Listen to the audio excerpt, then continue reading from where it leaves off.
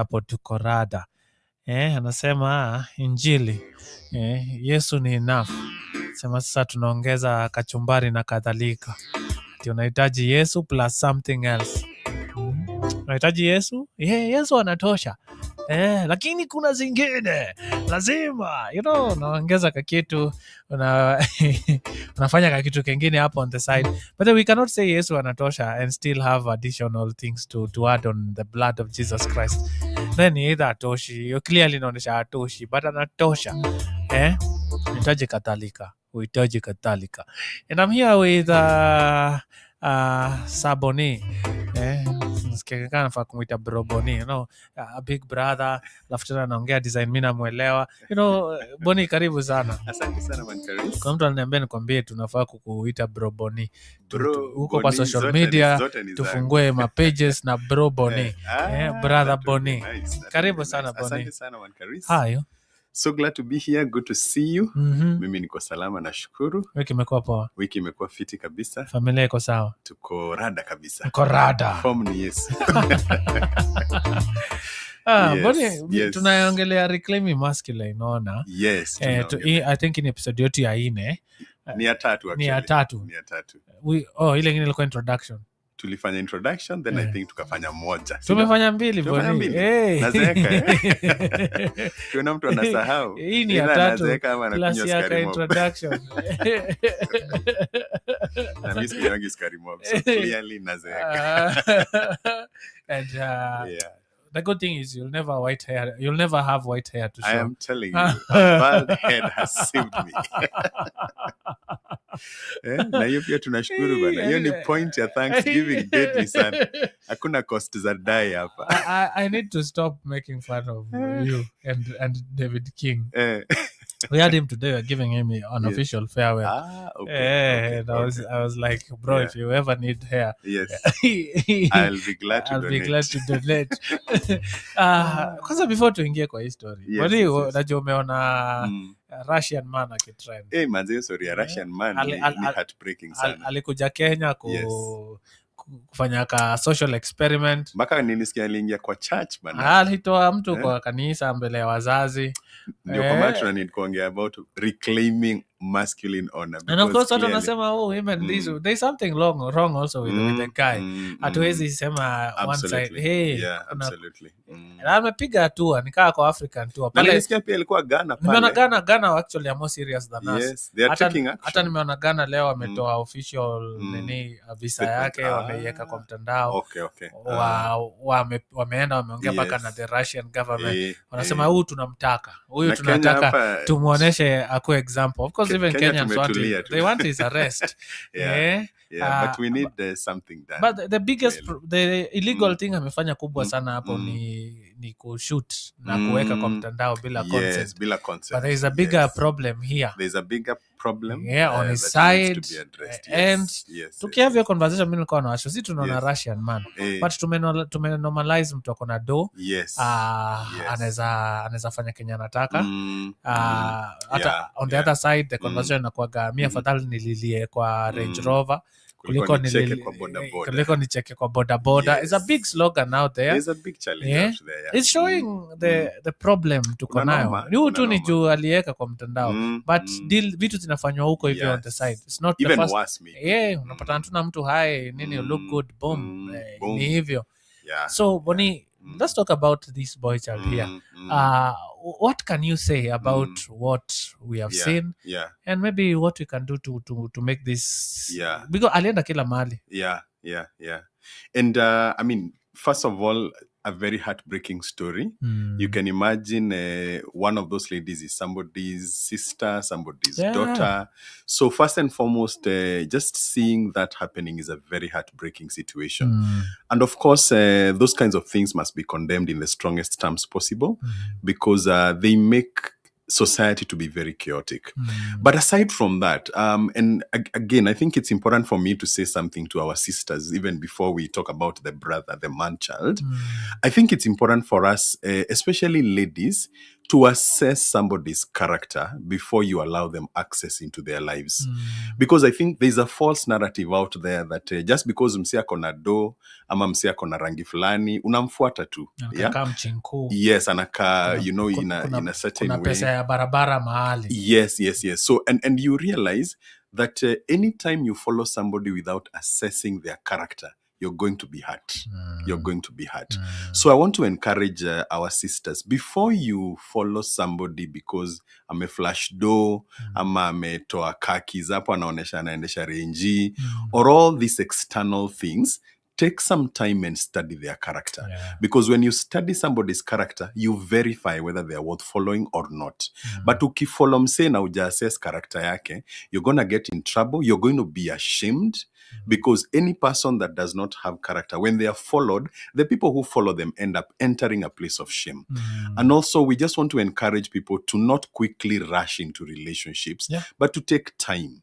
Relationships can make or break your life. Unaweza imagine kama umeandikwa pale kwa mtandao.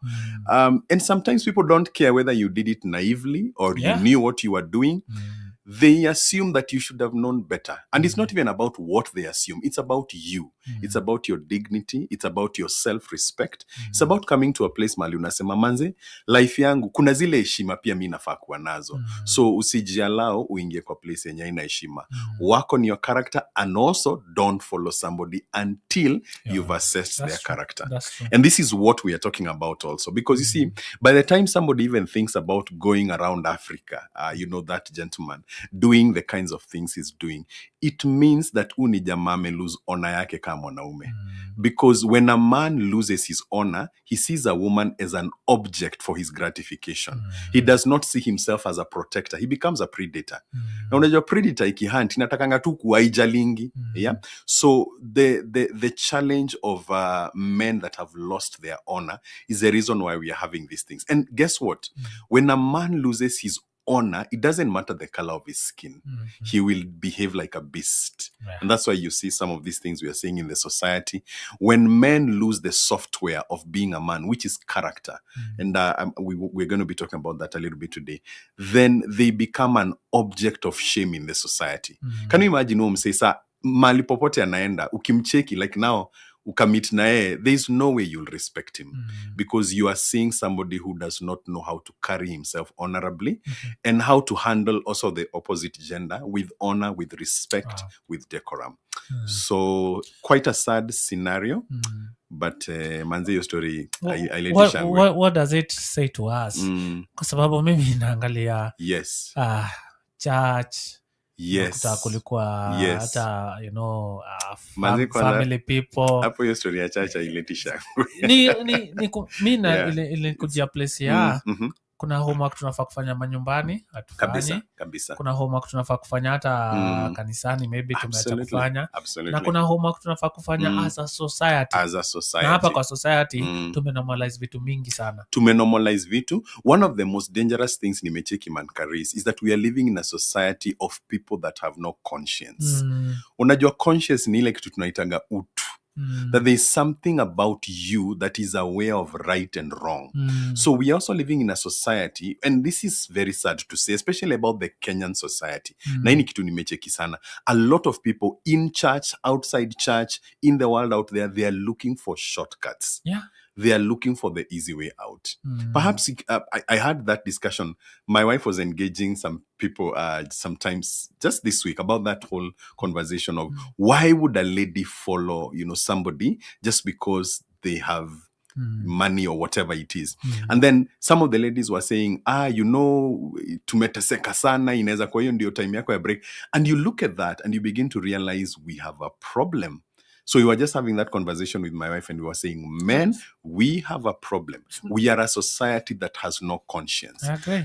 And a society that has no conscience cannot have honor because now something like sex becomes something that is peddled out in exchange of money. It loses its sacredness because watu hawana conscience.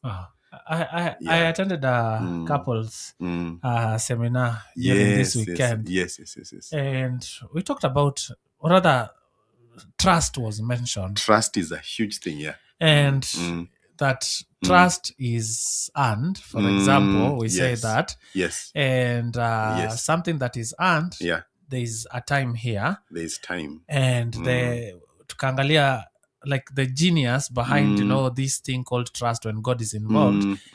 Because today you're saying hi to somebody, she's not saying hi back to you. After a week you say hi to somebody, she says hi back to you. There's a level of trust there that has been built. The next day una high five, the next day you guys are mpaka inafika place yenye mnasema let us marry each other. Start a family. So it's trust growing. And then at the same time you cannot sit down and say now tumetrustiana first level, let us trust each other second level. So there was something about God being involved in that kind of trust there.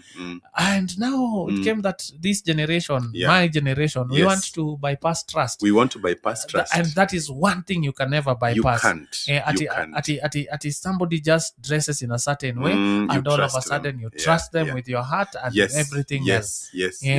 Somebody just flashed a car key, and all of a sudden a year later you are in court. It's baby mama, baby daddy sagas and all that. Absolutely. And we all go back to a place of observing and relating in the right way. Absolutely. And then all these things will come to reality. Mtu hapa anasema, how can I assess someone's character? I think it's hard. I don't think it's hard.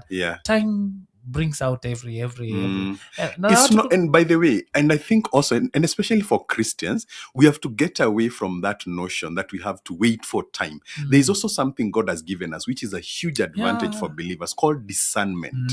When you have the Spirit of God within you, first of all, the Spirit of God will restrain you from rushing, because easy vitu zo happen because una rush, una try kukimbia na una try kufollow emotions pia, but when the Spirit of God is within you, you don't need a lot of time to see who somebody is, because as you relate with them, the Spirit of God will help you to see red flags that are there, things that are questionable about that person's character and trust. And I think what you've mentioned is so critical, Mankaris, because ukiangalia the very first relationship, pale in the Garden of Eden, Genesis chapter 3, nasema, the two of them, they were naked and not ashamed. There was trust, because where there is trust, ndio hakunaga shame. That's why you find that when a husband and a wife are together, there is no shame there. But now when it's all those external things, umemit mse the first day menda nae, that's where now there is shame, because trust was not in place before there was vulnerability. That's true. So we want to just encourage people, manze usirash kwa hizi vitu. You will break your heart, you will mess your life, you will ruin your reputation, and you will lose your dignity and respect trying to chase something that is a mirage. Chase mirage. And tukieka a million examples here. Za wase wame bypass this process. Hakuna example mzuri. Hakuna. People are losing their lives every day over issues and nilikupata kwangu.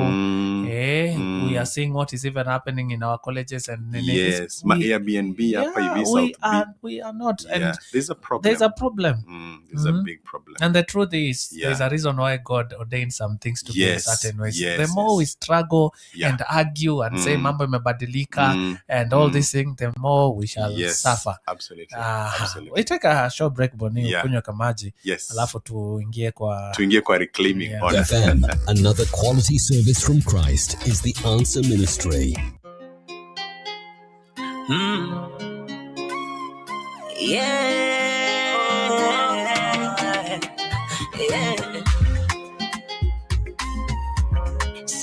Samiji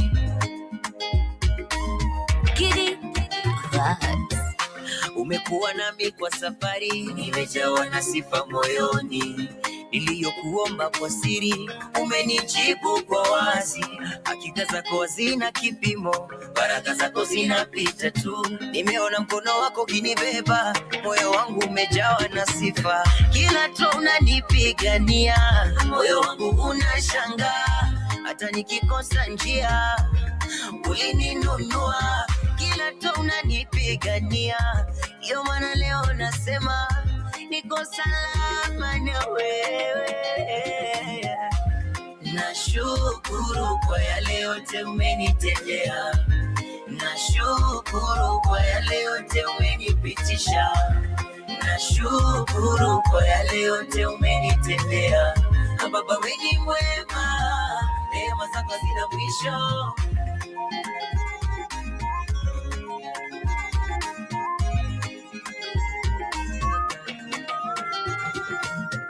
Wakati nilikuwa sina, ulinipata zaidi ya nilivyostahili. Nilipotea njia, upendo wako ukanirudisha nyumbani. Nashanga na wema wako, mara nyingine ninabaki kimya. Sio kwa nguvu zangu, ni kwa rehema zako tu Bwana. Kila tu unanipigania, moyo wangu unashangaa. Hata nikikosa njia, ulininunua. Kila tu unanipigania, ndio maana leo nasema niko salama na wewe. Nashukuru kwa yale yote umenitendea. Nashukuru kwa yale yote umenipitisha. Nashukuru kwa yale yote umenitendea. Baba wewe ni mwema. The very distinct voice of Sammy J there. Nashukuru kwa yote umenitendea. Playing in the station now, listen and live. Talking about 25 minutes to top of the hour. Reclaiming masculine honor. Bonnie. Yes, sir. I also asked a question. Why is it that we can send rockets huko juu, tuna invent vitu, tuna come up na AI and all these things, like you are very intelligent, but tunakuta the same very intelligent people are failing at this thing called marriage. Unasikia na ikasemekana kwamba we are working towards everything else. The singles are not even preparing towards marriage. You prepare concerning education, you prepare concerning your career. And the speaker was very distinct. Alisema, if you desire marriage, ndio msinimisquote, if you desire marriage, prepare for it. Absolutely. Prepare for it. If you are in marriage, alisema statement ilinisumbua. Alisema, we have the problem with marriages today. We don't have Christian husbands, and we don't have Christian wives. We have people who go to church and they did quote unquote a Christian wedding. And then go down kidogo akasema, if we have Christian husbands, then anything unchrist-like will not be happening in marriages. And vice versa. You're in church, you have like mipango wa kando zuko umepanga. That is unchristian. You cannot forgive each other. Unchristian. Tulidiscuss hiyo point nyumbani mpaka mmoja akalala. Hiyo ni point moja ya mzito sana. The question was, how can I be a Christian husband to you? I asked my wife, let's talk about a Christian husband here. Anyway, we have a lot to talk about. There's a lot. That brought me to a series of, intentionally preparing. And there's something interesting I like telling people also. If you don't spend time preparing for marriage, you'll spend time repairing your marriage. Tuachie hapo. Umesema tutaguzia character. Leo tunaguzia character, but I want to handle something big when it comes to reclaiming masculine honor, which is actually the root of character, inaitwa vision. Vision is what helps a man to reclaim his honor. And vision is so important that Proverbs 29:18 inatuambia, where there is no vision, people perish. Everything about you that was supposed to be honorable can perish when you don't have vision. And the reason why vision is so important is because vision introduces the element of discipline in a man's life, and discipline do let her honor. If you look at most men in society that are not honorable, they live lives that are not anchored on vision. I mean, think about, for example, the Russian guy that we were talking about. If he had vision, if he had a sense of decision na make, consequence yake itanibamba, right? Will I be able to live with the consequences of my decisions today? That's vision. If he had asked that question, perhaps he would have gone a very different path. So one of the things that we want to challenge men to realize is that if you're going to reclaim your honor as a man, you cannot live by ego, and you have an ego, and you cannot live by emotions, and you have emotions, and you cannot live by assumptions. You must live by vision. The ability to see the future and live the present in a way that does not compromise that future. Na unajua kitu interesting nilipata kwa scripture Mankaris ilinibamba sana. In fact, I taught this sometimes last year but one. If you study the Bible, you realize all the people that were blind in the Bible were men. You cannot find a single blind woman in the Bible. Which means when the enemy wants to strip away the honor of a man, he takes away that man's vision. So the man walks through life blindly, just going through the motions of life. Because vision, like when we talk about being able to see at night, mtu huwasha mataa za gari ndio uweze kuona mbele. And when you're able to see ahead, you can easily avoid accidents and what have you. I don't know if you've ever driven at night and then ukachomwa macho na an oncoming vehicle, You see what happens usually when that happens, unashindangwa kuona mbele, and it's very easy for you to lose control of the car. All right? You're confused. You are confused. You can land on a ditch. You can cause an accident, not because you're not a good driver, but because your vision was compromised by iyo kuchomwa. So for a lot of men, they have allowed things in life, and this is why the honor of a man anchors on vision. They've allowed things in life to obscure their vision. So unapata msee anaishingi tu, anaamkaga, anaenda job, ama anaenda mtaa, anabangaiza mahali, no vision. And the scripture is reminding us where there is no vision. In fact, I like what it says in the Amplified Bible. It says, the people cast off restraint. Ni kama unakosanga self-control when you don't have vision. So for men to begin reclaiming their honor, to become the leaders God created them to become the stewards God created them to become the difference makers God created them to become, vision must be restored. That's why ukiangalia Joel 2:28 inasema, in the last days I will pour out my spirit upon all flesh. What will happen to young men? They'll see vision. The solution for the honor of a man begins with the restoration of his vision. And that's why you find that when people don't have vision, they quickly deteriorate, especially men. Mwanaume akikosa vision, his ability to work hard deteriorates. Because for him, he's just working because either he's in a job somewhere or hiyo ndio kitu ameambiwa afanye. But when there is a vision introduces something in a man's life that is very powerful. It introduces discipline and drive. So when you have vision as a man, you are driven and you are disciplined. You're focused. And you're focused. You're not looking all over the place. The reason why, for example, the demon of immorality that attacks men a lot, the first thing it attacks is the ability of a man to have vision. And that's unapata when Samson became immoral, what did he lose? His sight, his vision, right? So all these things. And when he lost his vision, he was easily aliyekwa chains, na kapelekwa kwa kugrind na the Philistines. Which means that when a man does not have vision, he loses honor and he enters bondage very easily.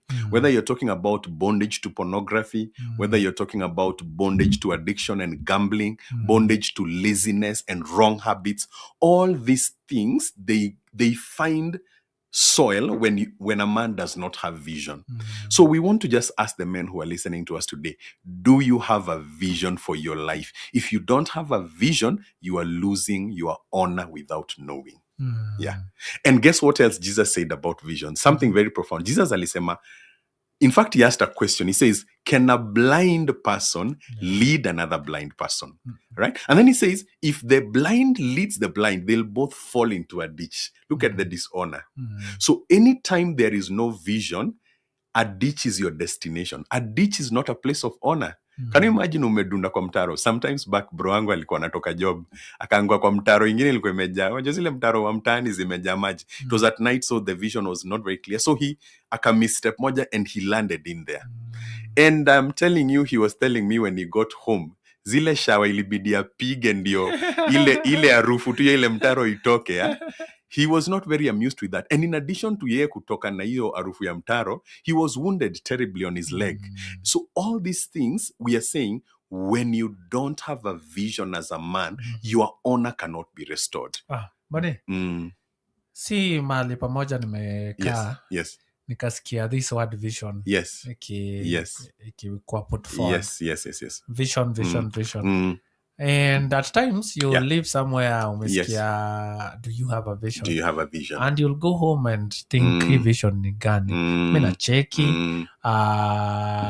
you know, in layman's term, Yeah. wakati unasema kuhusu vision, Yes. unasema nini exactly? So vision is basically two things. Number one, what kind of man do you want to be? Number two, where do you want your life to go? Okay. What kind of a man do you want to be? For example, it is my vision as a man. I want to be a man who is known for integrity. I want to be a man that is known for excellence. So that has to do with my character. Okay. So there is a vision part that has to do with your character. And that's the most important one, because a lot of men have visions for many other things, but they don't have vision for their character. And when you have vision for any other thing and you don't have vision for character, you will have achievement without honor. Ndio unapatanga kuna watu wana achieve vitu mob, lakini anajua kuunda do, lakini ukimkaribia una realize kuna noma, yeah? So number one, it begins with the vision of what kind of man do you need to be. And let me just mention 4 quick things that must define the kind of a man every man should desire to be. And they spell the word real. If you want to be a real man, number one, you've got to have a vision to be a responsible man. A man that does not, and we talked about this last time, right? A man that does not make excuses, a man that does not blame, and a man that takes ownership for his own growth. And a man who, when you make mistakes, you don't cover up, you don't explain, you take full ownership of the mistakes you've made, learn from them, and become better from them. So number one, you must have a vision to be a responsible man. I usually say, you see, it is possible to have a vision to be a rich man. But if you are a rich man and you're not responsible, you are a dishonorable man. Ndio unapatanga kuna wase wako na do, but when you get close to them, you see they are not responsible in how they handle their sexuality. They are not responsible in how they handle their money. They are not responsible in how they handle their anger. All because they got a vision of where to go before they got a vision of who to be. So number one is responsibility. Responsibility is the anchor of the vision that a man must have, right? Number two is E. E is what I call excellence. Ukisoma Daniel chapter 6 verse 3. You must have a vision of becoming a better man every day. Any day that leaves you without having become a better man is a wasted day. And it takes vision to say, you cannot become better by accident, yeah? It takes vision to say, this is the specific thing I'm going to do every day to become a better man. I'm going to learn something new. I'm going to hang around people that are better than me. I'm going to hang around men that value their marriages, for example. I'm going to hang around men that are hardworking and that are not crooks. So the ability to have a vision to be an excellent man. And here is the thing. If you don't have a vision to be better than you are, life will one day put you in a corner of irrelevance. You'll be an irrelevant man. Utakuwa tu when him say, I don't know whether you've ever seen somebody who used to be a significant person in society, but they did not continue investing in their own growth. And today they are seated somewhere in a corner, languishing in, depression. Sometimes they are languishing in shame because they were not able to develop themselves into a better man. If you look at the life of Jesus, it's a very interesting life to study as a man, where this whole thing of honor is concerned. It says in Luke chapter 2 verse 52, Jesus was hanging around he grew in wisdom and in favor with God and favor with men. And it also says he was hanging around the doctors and the lawyers. So he was hanging around people who could call him to become a better man. And one of the ways to know whether you have vision is which kind of men do you like hanging around? If you like hanging around men that see you as a hero and men that don't inspire you to grow, then hauna vision. I like something John Maxwell says, man. John Maxwell usema, if you're the best in your class, you have no vision. You need to go in a class where you're not the best. All right? Where you realize, na need to grow area, na need to strengthen area. So excellence. You must have a vision as a man to be excellent. So number one, responsibility. Number two, excellent. Number three, I'm to breathe dog. Number three is authenticity. That I want to be a man that is real. No faking it. Not trying to live a life that is not within my scope of, ability, not trying to prove a point to anybody. I want to be a man that is real. Who you see in public and who you see in private, we are one and the same person. And it's amazing how most men. One time I worked with a gentleman that alikuwa anakaa kona mado. He used to flash new iPhones every other time. Mpaka mnaanza kushindwa, kwani nyinyi mlikosea God wapi? As in, this guy was changing. Unaona vile watu change socks, yeah? The guy was changing iPhones like that. Makladi, makolonzi yenye alikuwa anapiga manzi, tuna feel intimidated. Until one day we came to realize the guy was running his life on debt to make a statement. Oh no. Do you know the day we realized that? Nobody ever respected that guy again. Because we realized the guy was living a mirage. He was not authentic. He was not real. Yeah? And here is something. To be a real man, you must be a man that is real. In other words, you cannot go through your life trying to pretend to be something you're not. And in this age of social media, there's a lot of pretense happening, including pretending that maybe your marriage is doing well. Unaekea wase mapicha pale kwa mtandao, kumbe manze kwa keja, vitu zinasambaratika. It is better to have unseen success that is real than to have a semblance of seen success that is fake. Yeah? Yani wase wanaona unaka umetoboa, umemake it, lakini if they get close to you, they realize, hey, this person is not who they claim to be. So one of the most honorable things a man can ever do in life is just to make a decision. I'm going to be a real man. And by the way, part of being an authentic man is realizing things that can mess up your honor. Remember, we were talking about Joseph last time, yeah? Joseph alipojipata anatemptiwa na mdem, alijua akika hapo hivyo, there is no man that is strong enough to survive certain environments. So he ran, yeah? That was Joseph being real. That was Joseph saying, nikika hapa, nda mess. So I would rather run and look like a coward and guard my honor than sit here and act like I'm strong and lose my honor. He was real. And when you look at any man that is honorable sustainably, there are people who are authentic. So authenticity is a big thing. Yeah, be authentic about even where you live. Usiende kuishi mtaa yenye wezi afford. Then end month ikifika unaanza kusweat manze. Roho inaanza kupiga. All because you're not willing to be. And sometimes we can even use faith to live lives that are fake. I was seeing a video that was trending online about one popular preacher in this country. I'll not mention their name, yeah, because pia tunataka tumpatie heshima zake. Alikuwa anaenda kwa mandege, anapiga mapicha, anaeka pale online, but kumbe ni faking it. Now, the question is, what do you gain by faking it? Kama hauna do, panda ma 3. The point is to get from point A to point B. But if you try to pretend to be something that you're not, you lose your honor. So we must be responsible, we must be excellent, we must be authentic, we must have a vision for those things. But then number 4 and the last one, you must have a vision to lead, to be a leader. And to be a leader for a man is not a position. To be a leader simply means, as a man, I must desire to be an example worth following. In a nutshell, that's what leading as a man is. You know, sometimes as men think being a leader ni kukalia wase, ni kuinulia wase sauti, yeah? All those kinds of things. Yani kuwa dramatic, unatisha wase. Kuna msali nambia saa zingine. Yes. Unaanzisha vurugu mtaani. Yes. Ndio uwakumbushe nani ndio bosi hapa. You remember, and I don't know whether you saw this clip online, man. There was an MP, I think ni MP sijui wa mtaa gani. Alikuwa anapita wrong side, and then I think Larry Mado aka confront, yeah? And the guys just became rude. But you see, the moment a man becomes rude, it means he does not believe he's a leader. That's why he has to use wrong words, for example, to talk back to others. Jaribu kuonesha statement. Yeah, jaribu kuonesha mimi ndio boss, yeah? Sisi tunajua sisi ni nani. Yes, sisi ni hakuna mahali unaweza tupeleka. You know those attitudes, yeah? They actually show that you are not a leader as a man. You don't have a vision. That's why you think you can break every law and get away with it. Inakumbusha scenario fulani boni. Yes. Hata I think nimewaisha hapa. Kwa branch ya Forest Road ni join museum ni teremke. Hii basi kweli ilikuwa inaendeshwa vibaya. Yes.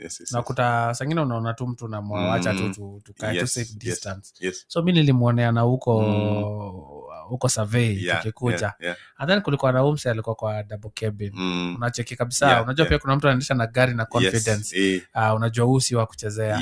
But huyu umse wa basi anaingia, umse anafunga break, anatoka tena, anaingia, anatoka.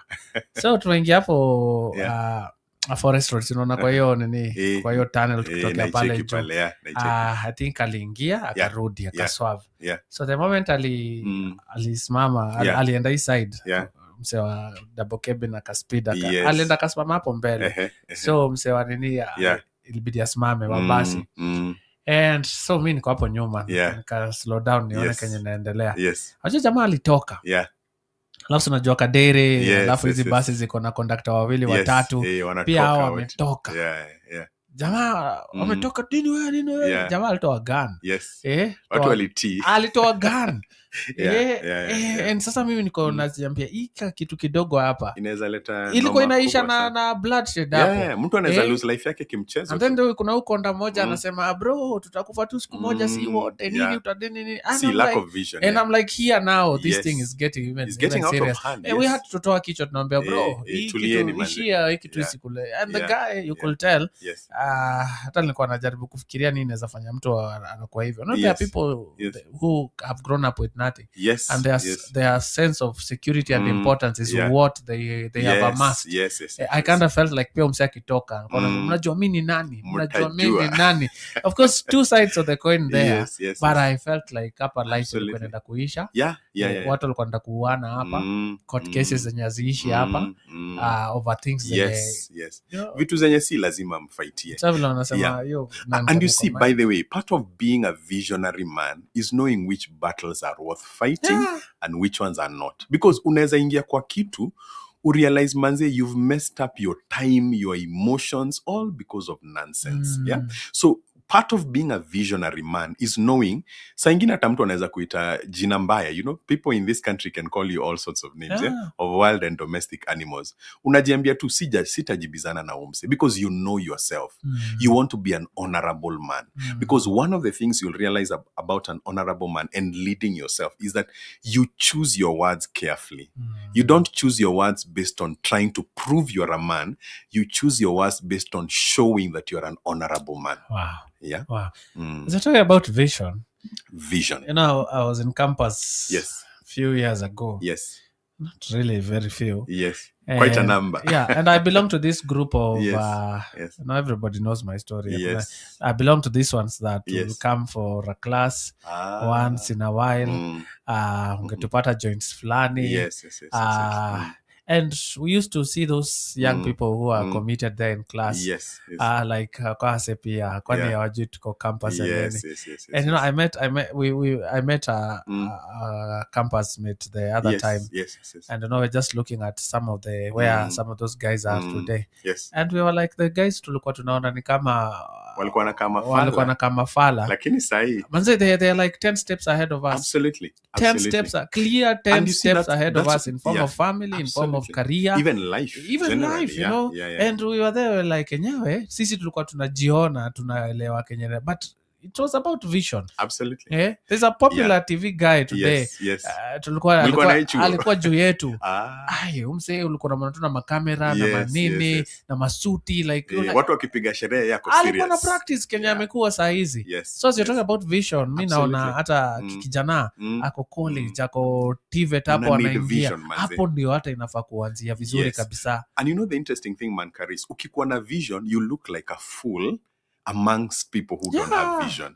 But the future always vindicates the man that started with vision. And this is the story of Joseph. Joseph saa zile alianza na dream, alikuwa anakaka fala kwa mabrothers zake. As in, wewe unafikiria wewe ni nani? Why are you thinking about all these futuristic things? Nini. But guess what? The future honors people who started early with vision. And people who stayed without vision. The future unfolds with shame. Nakumbuka tukiwa, and my story is very similar to yours. Nikiwa high school pale, nilisomea hapa South B. I remember there were some few guys that were very serious with their lives. From early, they would take their books. Azile nyi mnajibamba huko mmeingia kwa manoma na teachers. these guys were disciplined early. I met one of them recently when I was going to the airport, and he's a very senior captain in KQ. Wow. And I mean, the guy is earning 6-figure salary, his kids, his wife. He was just telling me about his life, the way God has helped him. And you realize it begins somewhere. It begins with vision. And here is something that I want to say, because now na time inatupatia kisogo. The less vision a man has, the more of his life he wastes doing things that don't matter. Ndio unapatanga watu wanaingia place, chafua meza. Na wale wase unachafulia meza, ile siku utasota, manze ndio utajua wako wa mabeste. Ulikuwa unachafua tu hiyo meza. And unapata, when you don't have vision, you have to try to prove that you're a man. But when your vision gives you security, vision gives you discipline, vision ukupatia contentment. Unajua manze, I am not in this life to try and prove that I'm a man to these people. I know what I'm pursuing. Wow. And that word real spells out what a man must desire to be. Responsibility, excellence, authenticity, leadership. Najua, I think point ya kuponda on ni vision yangu ni gani. Hata ukiwa hapo kampo, ukiwa hapo ndo umeingia wera. Even in that relationship umeanza. Yes. And I don't think it's never too late to rethink about your vision. No. Unajua, kuna mtu alikuwa ananiambia Chris, mimi napendaga hii life juu huku tunaokolea nanga. Si kama huko kwenu. And I was like, mimi nilikuwa huko. Hata mimi nilikuwa naona tunaokoleana until nikakuwa na a different perspective than them. Na sikuokolewa. And then kamsho huko at least tunajua mtu anaokolea nanga ni God. Ile ya real. Vision. Na nasikia ni kama niko na ka statement hapa. Sijui kama kata make sense. Hebu kaangusha manzi. Afadhali ukaefala. Yes. Lakini unajua ufanye ufala. Absolutely. Kama make sense? Inaweza mbaya sana. Afadhali ukaefala lakini ufanye ufala. Lakini we unajua ufanye ufala. That's vision now. That's vision. So, si ati lazima ukwe kwa mbogi ya mafala. Hapana. Hapana. Ina make sense? Ina make sense. Ina make sense, ndio? Ina make sense kabisa. Acha na hiyo. Yes. Na wengine wetu tunafanya vitu za kifala, tukijua kabisa tunafanya vitu za kifala. Na tunaendelea. Ndio tufurahishe mbogi ya mafala. Ukwe otero wa mafala. Alafu unakuwa otero wa mafala. And it's very hard kukuwa fala na unajua ni ufala. Yes. Na hapo kuna kitu ndani yetu inatuambiaga tukifanya vitu za kifala. Yes. And as I said, we sat down, we looked at names and guys. People who... And they are way ahead of us. Yes. Just because they did not entertain some of the things we entertained. Vision. Inaanzaga na vision manze. When there is no vision, the people perish. Asante. Great. Baraka. Naambiaga hizi vitu unafaa kunilipa, lakini tunawaletea free of charge. All you need to do is take the advice, tafadhali. Go rethink. What kind of a young man am I? What kind of a man am I? What is my vision in this whole thing? Yeah. Nasikae fala. Wasi fala.